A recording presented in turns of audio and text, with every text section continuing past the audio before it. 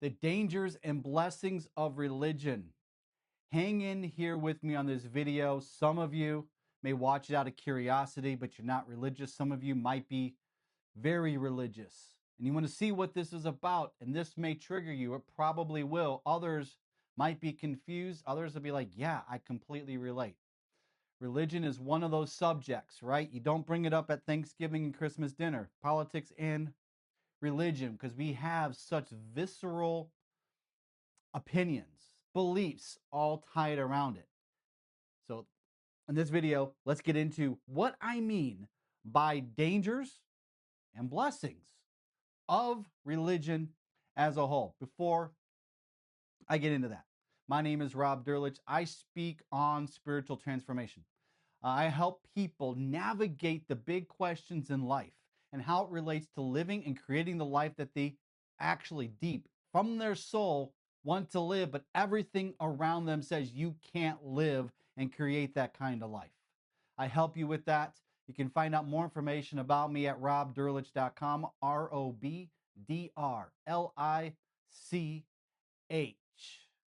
What do I mean about dangers and blessings of religion? Let's start with blessings first.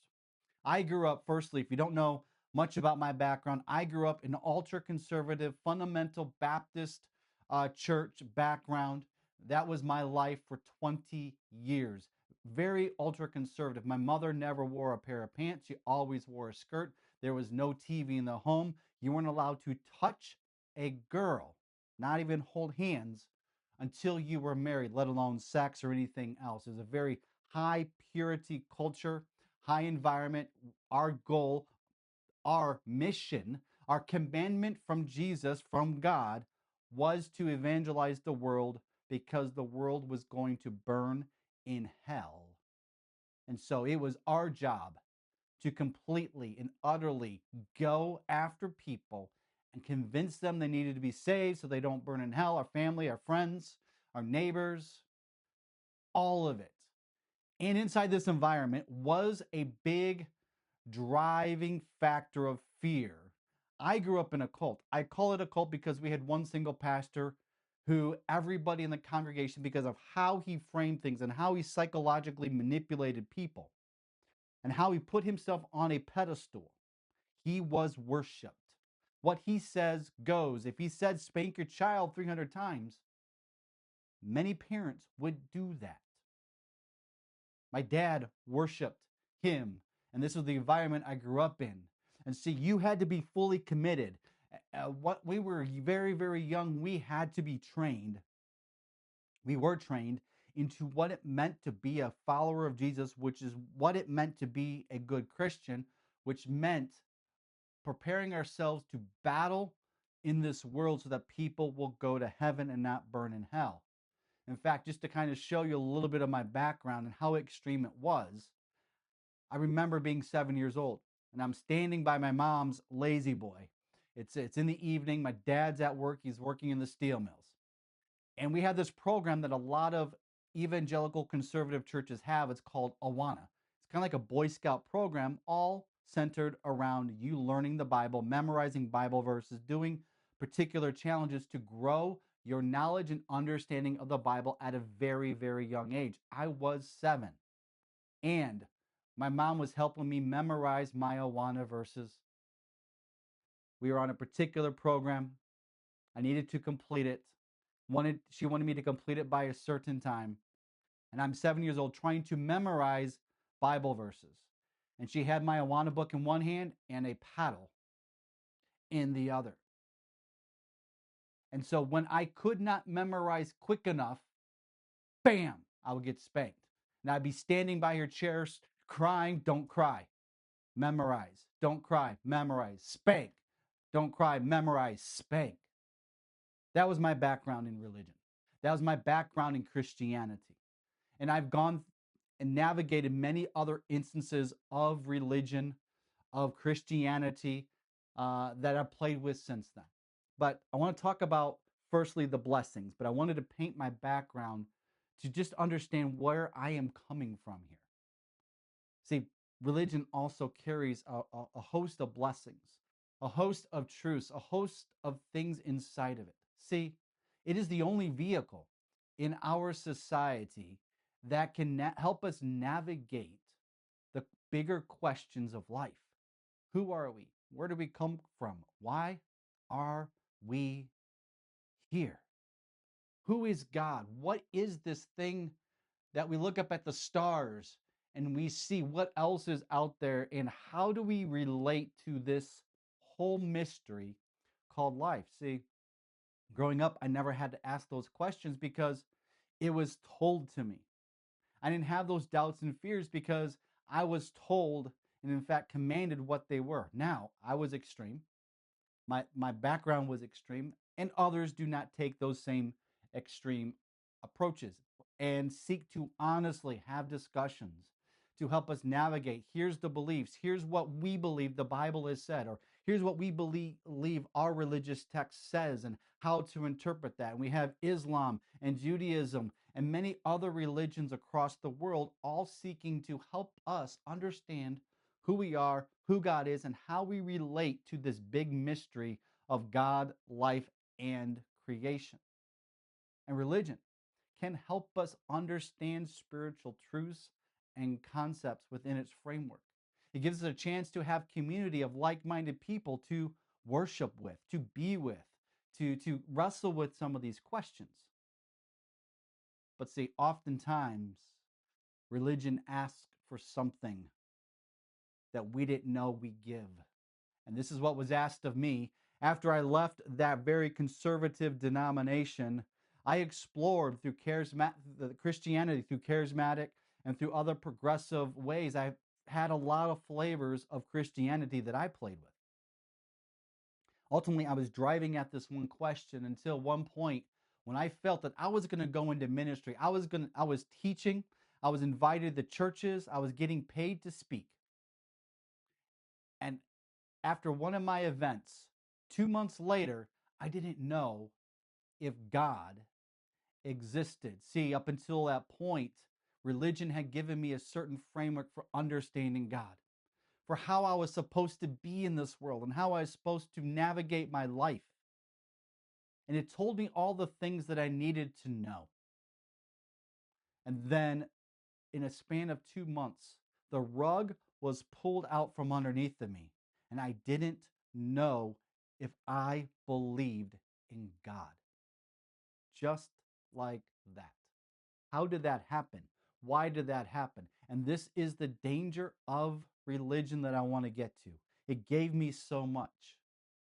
And yet, when I connected with myself, and there were some situations that have happened that caused me to have to go inward and ask the question, what is it that I, myself, actually believe?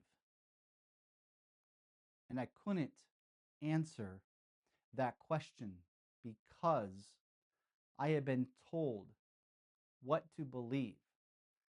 For my first 20 years, it was to be this ultra conservative way. This is what Jesus commanded. This is what God demands of us.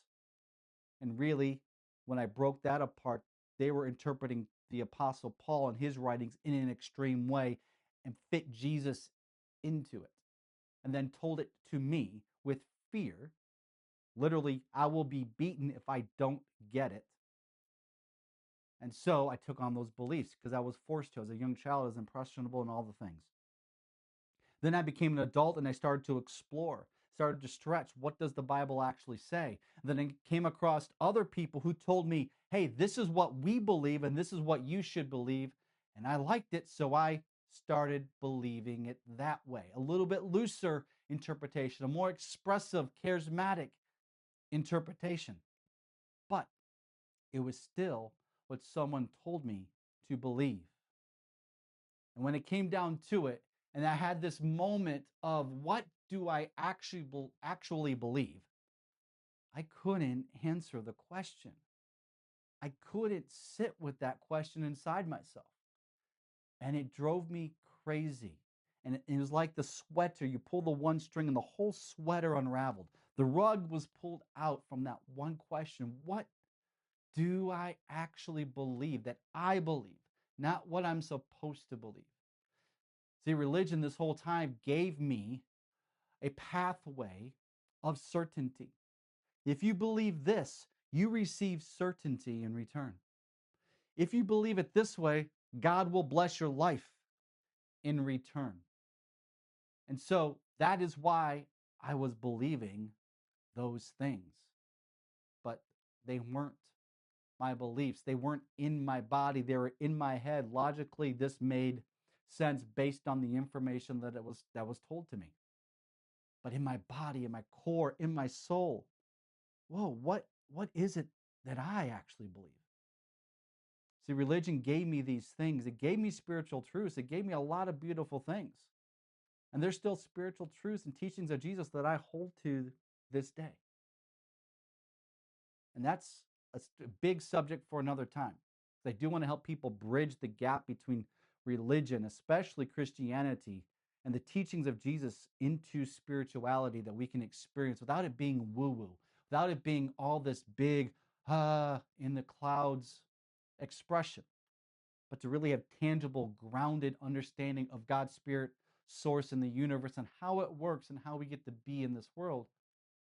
But it's something we have to experience. It's something that we have to play with. It's something that we are invited into. And so these religious pathways that I have experienced in my life, and so many people experience in many different expressions all across the world, they tell us what to believe, and here is a package of certainty about you and the life that you are living. But it requires something that no one agreed to. It requires something that I had to give up that I had no idea I was giving up. It is a divine gift that I was given, and I gave it away for that certainty, for this way of living, for this pathway. If I stay on this pathway, all will be well.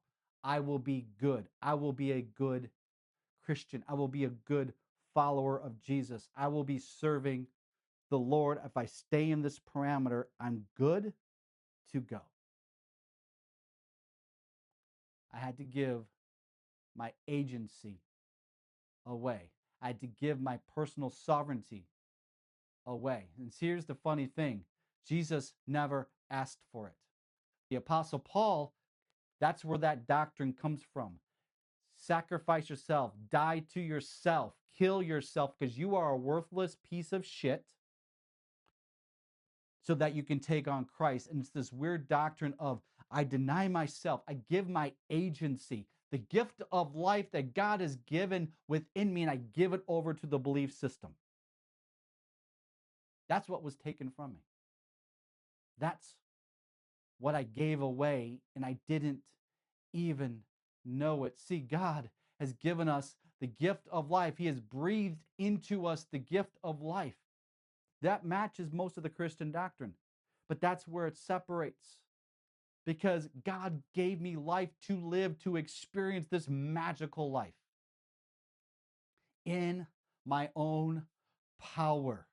Because inside of me is God and creation and the energy of life and love all percolating through me and in me. In a partnership, we get to dance in this life together. I don't need to do anything for it. I just need to be open and aware of it. But it is my power. I am creating this life experience. I have agency over my body, my heart, my emotions, my soul. Did I choose to follow Jesus those first 30 years where I was wrestling with the different variations of my faith? Almost 35 years. No. I didn't choose it. I was told this is the way it needed to be, and I found ways to play with it, but I was still within the container that this was the right way, and everybody else was excluded. And I don't dare question it. That is taking your agency. That is stealing your free will. You were given a gift to create whatever life you wanted to live. It could be a life of chaos or it could be a life of utter freedom. You get to choose it. You are not commanded to live a certain way. All of that is man-made, told to control you because we were given a gift. Free will. Free will means I have sovereignty. I get to choose. I get to have agency in how I want to live. And from that, there are laws of the universe that I can work with, or I can say fuck off.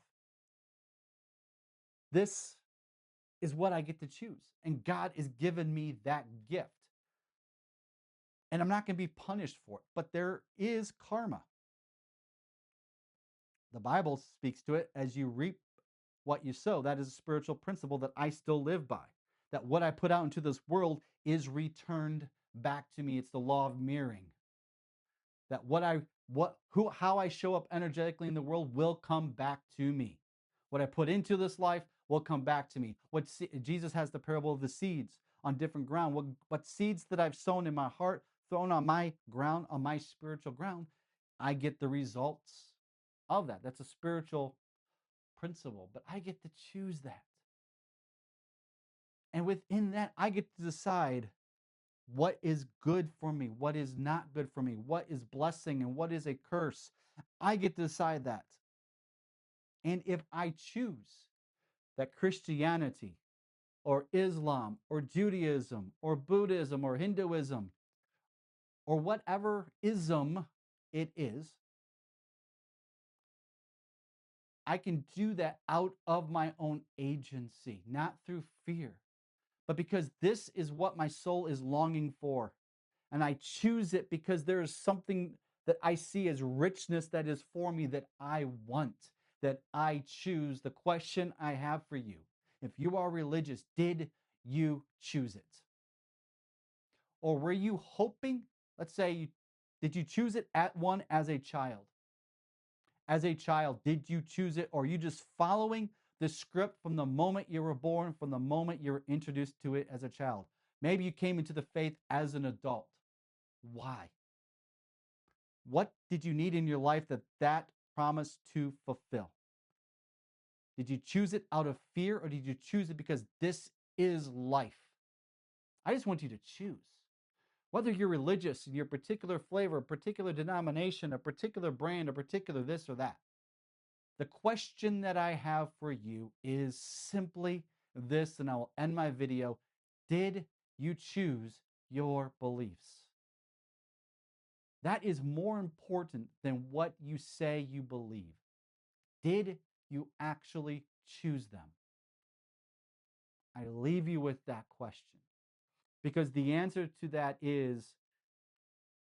makes the pivot of whether religion is a blessing to you. If you choose it, then it is a blessing to you. You can harness the spiritual traditions. You can harness the spiritual truths that are in it because you chose it and you're inviting it into you. Or are you doing it out of fear, out of obligation, because this is what you were told to do? One becomes a blessing, one becomes a curse to you. One is good and beneficial, one hurts and destroys you and is a danger. Do you choose what you believe?